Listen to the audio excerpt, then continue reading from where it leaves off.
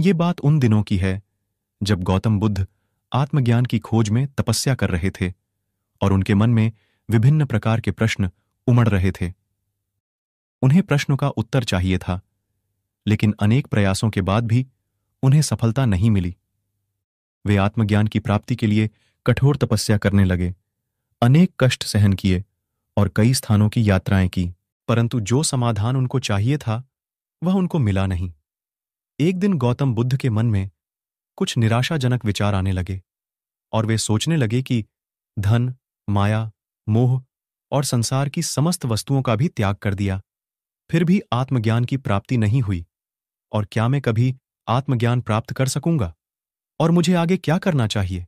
इसी प्रकार के अनेक प्रश्न गौतम बुद्ध के मन में निर्माण हो रहे थे। गौतम बुद्ध को तपस्या में सफलता की कोई किरण नहीं दिखाई दे रही थी और उन्होंने अपने प्रयासों में कोई कमी नहीं छोड़ी थी। वे उदास मन से इन्हीं प्रश्नों पर विचार कर रहे थे।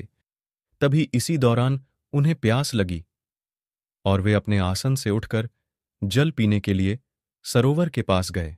वहां उन्होंने एक अद्भुत दृश्य देखा। वहां एक गिलहरी अपने मुंह में कुछ फल लिए सरोवर के पास आई और फल उसके मुंह से छूटकर सरोवर में गिर गया। गिलहरी ने देखा कि फल पानी की गहराई में जा रहा है। तभी गिलहरी पानी में छलांग लगा दी और उसने अपना शरीर पानी में भिगोया और बाहर आई, और बाहर आकर उसने अपने शरीर पर लगा पानी झाड़ दिया और दोबारा सरोवर में कूद गई। उस गिलहरी ने यह कार्य करना जारी रखा।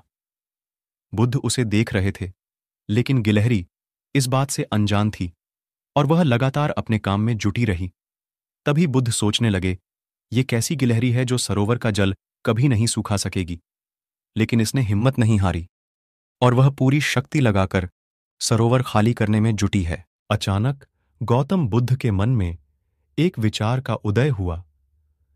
यह तो गिलहरी है, फिर भी यह अपने लक्ष्य को प्राप्त करने में जुटी हुई है, और मैं तो मनुष्य हूं, आत्मज्ञान प्राप्त नहीं हुआ। तो मन में निराशा के भाव आने लगे। अब मैं पुनः तपस्या में जुट जाऊंगा। इस प्रकार गौतम बुद्ध ने गिलहरी से शिक्षा प्राप्त की और तपस्या में जुट गए। फिर एक दिन वो भी आया जिस दिन उन्हें आत्मज्ञान प्राप्त हुआ और संसार में महात्मा बुद्ध के नाम से प्रसिद्ध हुए। दोस्तों, गौतम बुद्ध की शिक्षाप्रद कहानी से हमें सीख मिलती है कि जीवन में हमें असफलताओं की वजह से कभी हार नहीं मान लेनी चाहिए, और ये जो भी असफलताएं आती हैं उनसे हमें सीख लेकर आगे बढ़ाना होता है।